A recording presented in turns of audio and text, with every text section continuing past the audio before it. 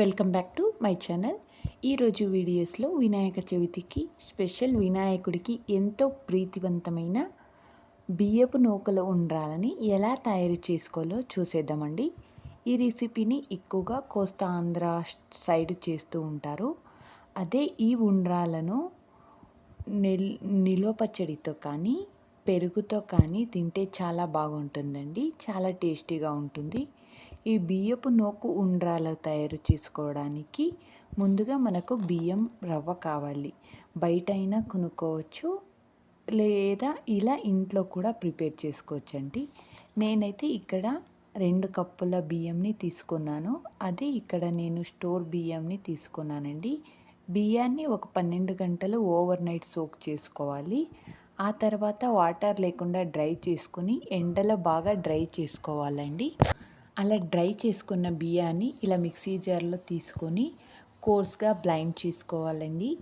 Blend చేసుకున్న మరి ఫైన్గా పిండిలా గ్రైండ్ చేసుకోకుండా ఫైన్ రవ్వలా గ్రైండ్ చేసుకోవాలి. ఇలా గ్రైండ్ చేసుకున్న రవ్వను ఒక జల్లెడలో ట్రాన్స్ఫర్ చేసి ఇలా జల్లించుకోవాలండి. ఇలా జలించుకోవడం వల్ల పిండి సెపరేట్ అవుతుంది, రవ్వ సెపరేట్ అవుతుంది. రవ్వలో నుంచి 1 కప్పు రవ్వతో ఉండ్రాలను తయారు చేస్తూ ఉన్నానండి. అదే మిగిలిన రవ్వని దోశ పిండికి యూస్ చేయొచ్చు, లేకుంటే మీరు అలానే పెట్టుకొని ఉప్మాకు కూడా యూస్ చేయొచ్చండి ఈ రవ్వను.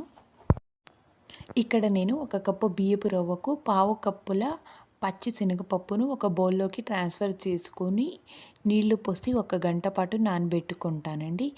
త్వరగా ఉడికిపోతుంది. ఇప్పుడు స్టవ్ మీద ఒక కడాయి పెట్టుకొని అందులో 2.5 గ్లాసుల వాటర్ని తీసుకొని 1 టేబుల్ స్పూన్ జీలకర్రను, అలాగే 2 టేబుల్ స్పూన్ల పచ్చి శనగపప్పును వేసుకొని 1 టేబుల్ స్పూన్ గీని వేసుకొని ఫ్రై చేసుకుంటున్నానండి. మనం బియ్యాన్ని పప్పుని ఎంత క్వాంటిటీతో తీసుకొని ఉంటామో అంతకు డబల్ వాటర్ వేసుకోవాలి.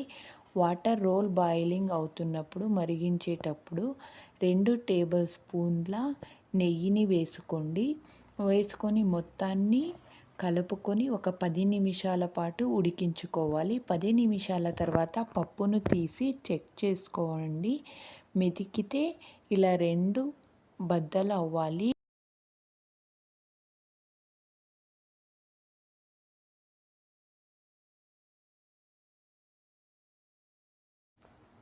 ఇలా మంచిగా రోల్ బాయిలింగ్ అయ్యేటప్పుడు మనం ఏదైతే 1 కప్లో రవ్వను తీసుకొని ఉంటామో బియ్యపు రవ్వను అందులో కొద్దిగా వేసుకుంటూ బాగా మిక్స్ చేసుకోవాలండి. ఇందులో రుచికి సరిపడ ఉప్పును వేసుకొని ఒకసారి మిక్స్ చేసుకోవాలి. మొత్తం బాగా మిక్స్ చేసుకున్న తర్వాత మూత పెట్టి మంటను లో ఫ్లేమ్లో పెట్టి 10 నుంచి 15 నిమిషాల వరకు చక్కగా ఉడికించుకోవాలండి. 10 నుంచి 15 నిమిషాలు పెడితే బాగా చక్కగా ఉడికిపోతుందండి. ఇలా ఒకసారి ట్రై చేసి చూడండి, చాలా బాగా వస్తుంది. మెత్తగా ఉడికిపోయిన తర్వాత ఒకసారి చెక్ చేసుకొని స్టవ్ ఆఫ్ చేయండి. గరిటెతో ఈ విధంగా పొడిగా చేసుకోవాలి. ఈ విధంగా స్మాష్ చేసుకుంటూ మెత్తగా చేసుకుంటూ కొంచెం చల్లారనివ్వండి. మరీ పూర్తిగా చల్లారనవసరం లేదండి. కొద్దిగా వాటర్ తీసుకుని అందులో చేతిని డిప్ చేసుకుంటూ ఇలా ఉండ్రాలను చుట్టుకోవాలండి. మీకు నచ్చిన సైజులో ఉండ్రాలను చుట్టుకొని పక్కన పెట్టుకోండి. ఇలా అన్ని ఉండ్రాలను చుట్టుకొని ఉండ్రాలను ఆవిరి పట్టించుకోవాలి కాబట్టి కుక్కర్ని అయినా యూజ్ చేయొచ్చండి, లేక కడాయిని అయినా యూజ్ చేయొచ్చు. నేనైతే ఇక్కడ ఇడ్లీ పాత్రను వాడుతున్నానండి.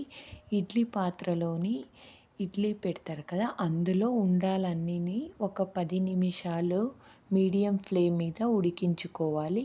10 నిమిషాల తర్వాత స్టవ్ ఆఫ్ చేసుకొని 5 నిమిషాలు తర్వాత మూత తీసి చూస్తే ఉండ్రాలు రెడీ అయిపోతాయండి. టచ్ చేసి చూస్తే తెలుస్తుంది ఎంత సాఫ్ట్గా ఉడికిపోయాయి అనేది.